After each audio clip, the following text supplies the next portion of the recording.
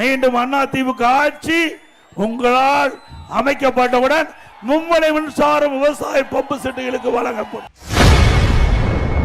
நேற்று அதிமுக பொதுச் செயலாளர் எடப்பாடி பழனிசாமியின் சுற்றுப்பயணத்தின் போது அங்கிருந்த பொதுமக்கள் அவருக்கு கூட்டத்தில் இருந்தபடியே திருஷ்டி சுற்றி உள்ளது நிகழ்ச்சியை ஏற்படுத்தியுள்ளது. மும்முனை மின்சாரம் வேண்டும் என்று தொடர்ந்து கோரிக்கை வைத்துக் கொண்டிருந்தீர்கள்.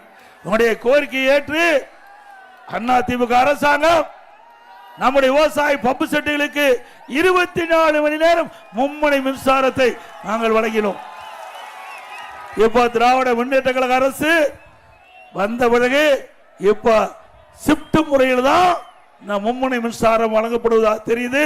மீண்டும் அதிமுக ஆட்சி உங்களால் அமைக்கப்பட்டவுடன் மும்முனை மின்சாரம் விவசாய பம்பு செட்டுகளுக்கு வழங்கப்படும். அதே போல பல ஆண்டுகளாக உங்கள் பகுதியில் இருக்கின்ற ஏரி குளம் குட்டைகள் எதுவுமே தூர் வராமல் இருந்தது. இதனால் மழை காலங்களிலே பெய்கிற நீர் வீணாக கடலில் போய் கலந்தது.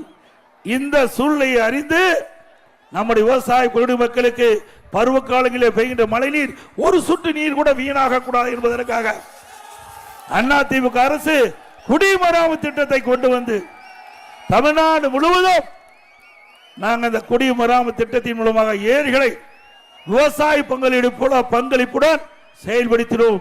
இதனால் இந்த விவசாயிகள் அந்த ஏரியில் அள்ளப்படுகின்ற வண்டல் மண் விவசாய நிலங்களுக்கு இலவசமாக கொடுத்தோம்.